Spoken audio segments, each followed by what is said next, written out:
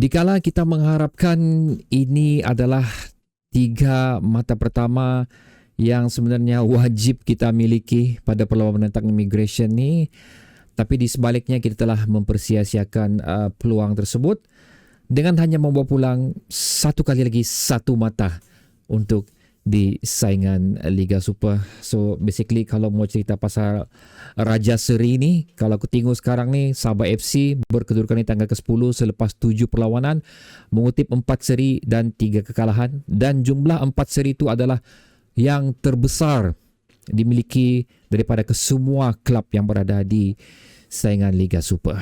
Okay guys, selamat datang ke channel SR TV. Kita akan berbincang mengenai apa yang telah terjadi di sepanjang perlawanan ni, tapi bukan secara detail lah. Kita menyentuh benda-benda yang crucial sejarah apa yang terjadi di sepanjang 90 minit perlawanan ni. Ya, aku baru saja memerhatikan perlawanan ni bukan secara live tapi secara rakaman sebelum aku decide untuk memberi pendapat aku lah untuk apa yang telah terjadi untuk skuad Sabah FC ni. So, seperti mana aku tekan pada video sebelum ni, di mana aku memang menganggarkan kita akan memenangi perlawanan ni kerana ianya nampak logik sebenarnya lah jika dibandingkan dengan immigration dari segi prestasi mereka. Mereka klub baru di saingan Liga Super, kita lebih berpengalaman di saingan Liga Super, kita mempunyai pemain-pemain yang beraksi di peringkat antarabangsa bersama skuad Harimau Melaya. So itu adalah advantage yang aku perhatikan di atas paper lah untuk perlawanan ni. Tapi unfortunately ianya tidak berjaya disempurnakan dengan baiknya, lebih-lebih lagi dengan peluang-peluang yang dimiliki oleh Sabah FC, di mana untuk separuh masa pertama kita telah ditinggalkan oleh Immigration sebanyak 1 gol berbalas kosong. Hasil jaringan ex-player kita iaitu Joe Pedro. So ini ada pelbagai reaksi lah daripada komentar SRTV dan juga di sosial media yang lain yang memblame manajemen Sabah FC kerana melepaskan Joe Pedro daripada Sabah FC, tidak mengekalkan beliau bersama Sabah FC, dan ia telah memberi tamparan awal untuk Sabah FC apabila Joe Pedro menjaringkan gol sulung pada separuh masa pertama tersebut. Antara benda lain lagi yang ingin aku ceritakan di separuh masa pertama ni adalah ball possession yang telah dilakukan oleh Immigration adalah menghampiri 60% guys jika dibanding dengan Sabah FC. So itu adalah margin yang cukup besar di atas segala reason yang aku sentuh di awal video tadi.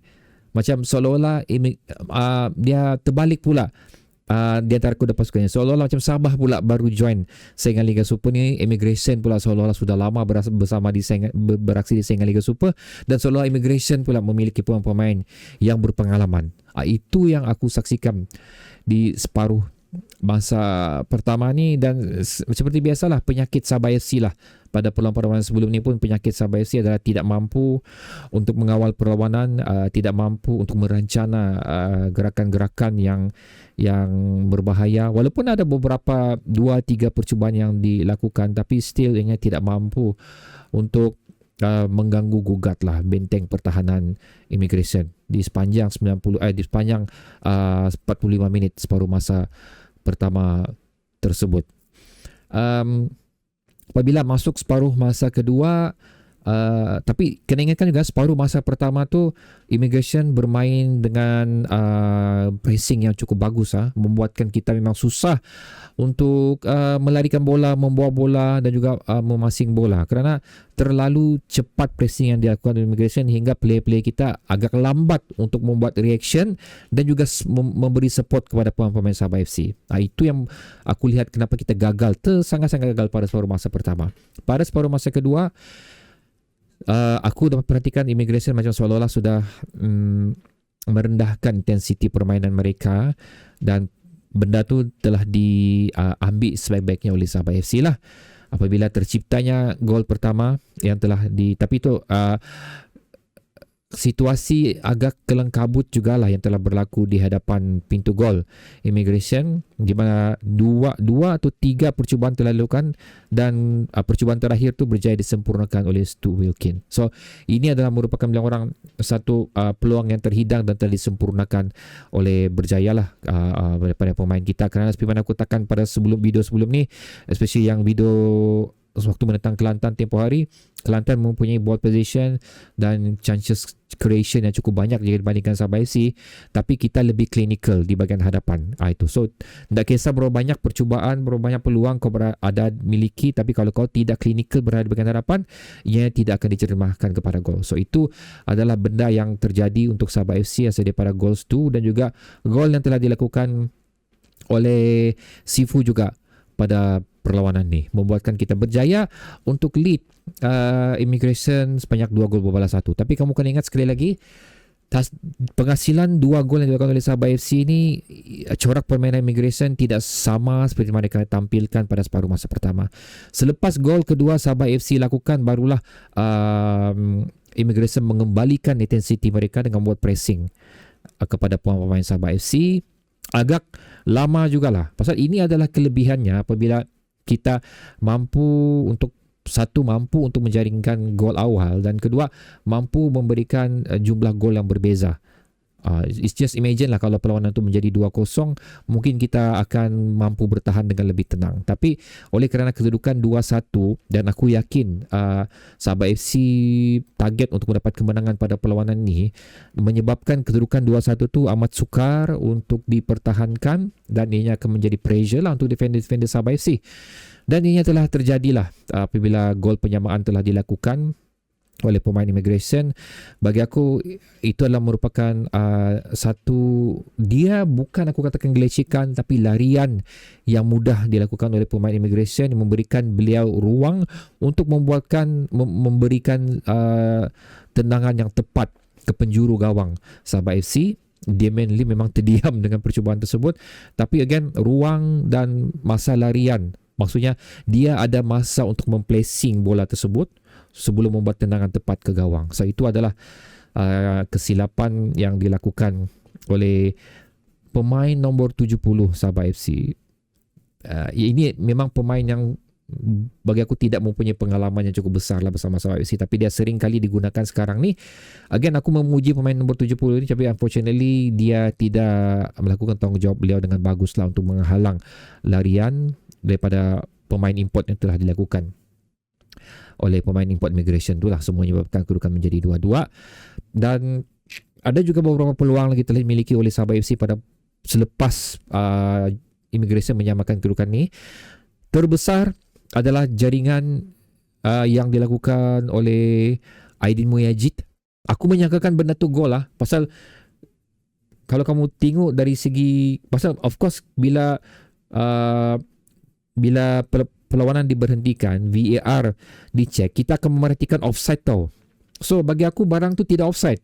Ianya Aidin Muyajid berada di kedudukan yang terbaik untuk menjadikan gol tersebut. Tapi satu benda yang kita terlepas pandang adalah tindakan Aidin Muyajid sebelum beliau melakukan gol tersebut, di mana menolak pemain Immigration. So aku rasa itu adalah reason kenapa gol tersebut dibatalkan, kerana sebelum Aidin Muyajid dihidangkan peluang tersebut, beliau telah melakukan kekasaran terhadap pemain Immigration lah. Dan aku tahulah kenapa beliau bertindak melakukan sedemikian, kerana ingin meloloskan daripada dikawal oleh pemain Immigration. Tapi sama ada tindakan itu bijak dilakukan oleh beliau atau tidak, itu mungkin beliau tidak fikirkan sebelum ni. Dan tindakan beliau tersebut telah menghukum kita untuk menidakkan peluang gol ketiga tersebut, dan seterusnya menidakkan peluang kita untuk mendapat 3 mata pada perlawanan tersebut lah. So basically untuk persembahan Sabah FC bagi separuh masa kedua, aku memuji apa yang mereka berikan. Aku suka corak permainan mereka. Bila aku katakan memuji dan suka corak permainan yang mereka tampilkan pada separuh masa kedua tu, bukan aku mengatakan yes, kalau gitu kita kekalkan corak permainan, kita akan kembali ke tangga ketiga guys. Bukan begitu. Tapi corak permainan yang aku katakan oleh Sabah FC itu lebih, again aku akan cakap lebih sempurna, lebih sistematik, tapi bukan pada skala sewaktu Sabah FC 3 musim lepas. Aku menyatakan skala permainan, skala bagian lah gameplay yang bagus mengikut level kita sekarang. Itu yang aku katakan di sini.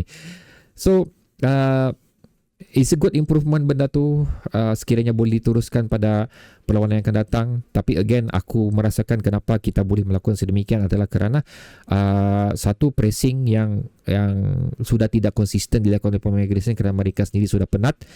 Kita pula mampu mengawal perlawanan tersebut, tapi unfortunately dalam kemampuan kita tu, play kita sendiri pun sudah penat juga untuk memburu gol seterusnya.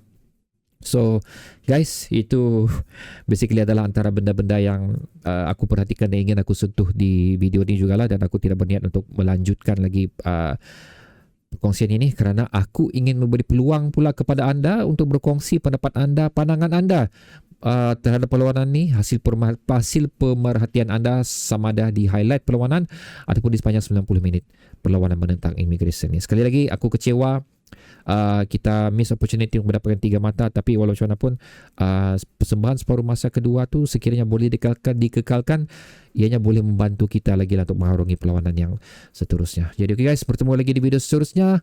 Assalamualaikum.